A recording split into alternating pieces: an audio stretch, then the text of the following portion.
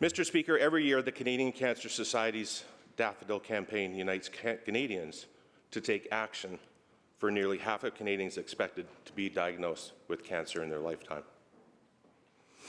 Mr. Speaker, 2 in 5 Canadians, 44% of men and 43% of women, are expected to develop cancer during their lifetime. And unfortunately, about 1 out of every 4 Canadians, 26% of men and 22% of women, are expected to die from cancer.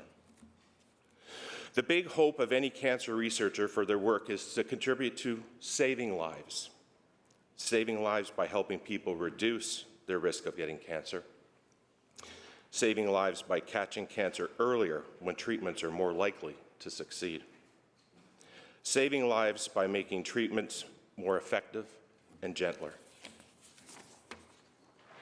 The research with donation funds has increased the understanding of what causes cancer and how to prevent it. This knowledge leads to effective strategies to help people reduce their risk so fewer Canadians hear the words, "You have cancer." There has been significant progress in reducing cancer incidence and mortality. Today, we know more than ever before about what causes cancer, how it develops, and how best to prevent and treat it. Despite the progress we've made, the number of new cancer cases continues to increase as a result of the growing and aging population. Between 2015 and 2030, the number of new cancer cases diagnosed is expected to increase by about 40%. Researchers estimated that there would be about 229,200 new cancer cases and 84,600 cancer deaths in Canada in 2021. And Mr. Speaker, this does not include the number of estimated new cases that doesn't include non-melanoma skin cancer cases. Based on the data from 2015 to 2017, the predicted 5-year net survival for all cancers combined was 64%. This is up from 55% in the 90s, and more importantly, in the 1940s, the survival was only about 25%. Cancer mortality is decreasing over time. Since the cancer mortality rate peaked in 1988, it has decreased by 37% in men, 22% in women between 1988 and 2021. This is good news and shows that early detection and early treatment works. This is what researchers want to see, and that is why donating to the Canadian Cancer Society during the Daffodil Campaign is so important. Hope is more than a word. Hope is action.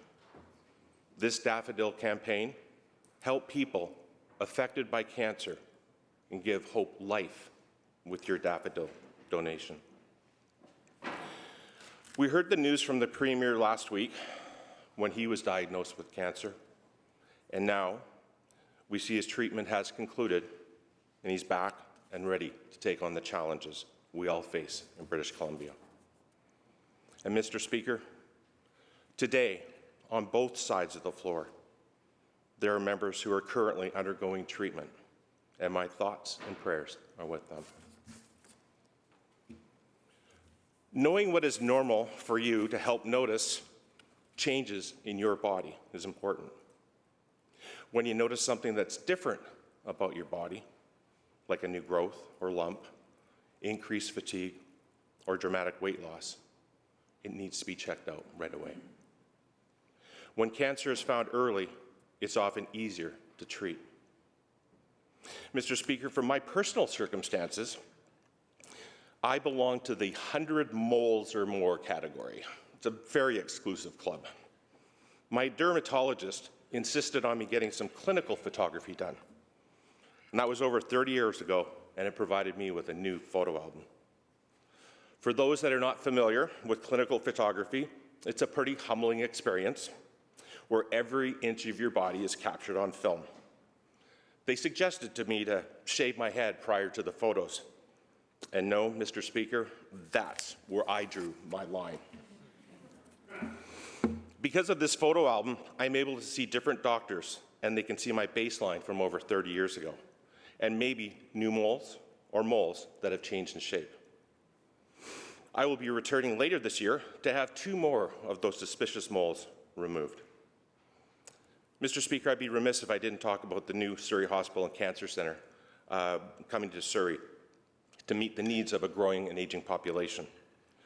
The new cancer centre will include oncology ambulatory unit, chemotherapy, radiation therapy, functional imaging, PET, CT, cyclotron, and 6 linear accelerators. For some people that are living in the area, they will no longer have to have that long drive to somewhere else to get their treatment. Nothing adds to the stress like being stuck in rush hour, getting your treatment, or even getting stuck in traffic after your treatment is nothing to look forward to.